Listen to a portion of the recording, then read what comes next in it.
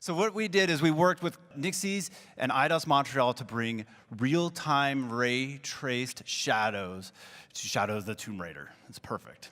And so the thing to look at right now with RTX off, you saw the crisp shadows up there, and you saw right here. This is really hard to do, and that's why they don't do it at all, which is dynamic lights and shadows. These are dynamic point lights. They're really expensive to do in current rendering techniques because basically you have to cast shadows in every direction from the light. And this goes back to what you were saying earlier about having to put a cube map here and a cube map here, and every time you move, you have to redo all that rendering. So let's put RTX to the test and have it just do it for us. Aww.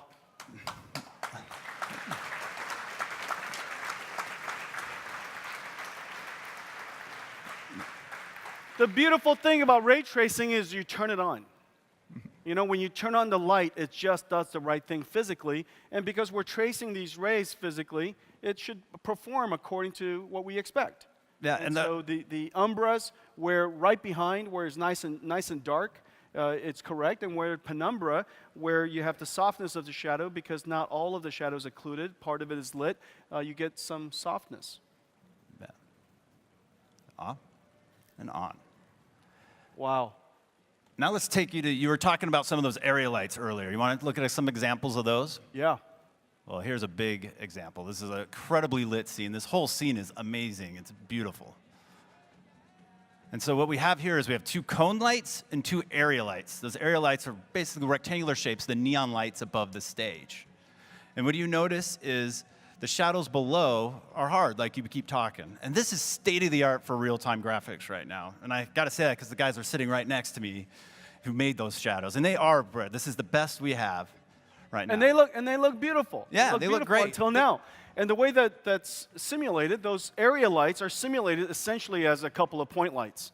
And that's why you see such hard shadows. Exactly. But if you simulate the area lights like area lights, because we ray traced it, and independent of where the rays bounced around, eventually, if it were to hit some part of that area light, it gets lit. And so ray tracing is a much more cost-effective, in fact, however, very difficult to do, way of doing area lights. And let's turn this on and take a look. So you get the nice blend of the color and the light. Isn't that beautiful, guys?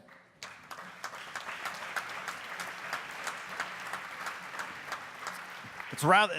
And we can do whatever we like. We could add more area lights. We could add more spotlights. You can mix it all together without trying to fidget with it, without trying to figure out what is the definition of right. Right just looks right.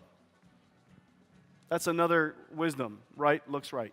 And talking to the artists that do this, they tell me all great things about shadows. They're telling me shadow is another color to them. They love shadow. And they also told me that shadow and light is what they use to set the mood and tone of their environments.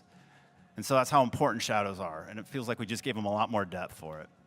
Everything just works. Okay. All right, man. Good job, Chad. Thanks.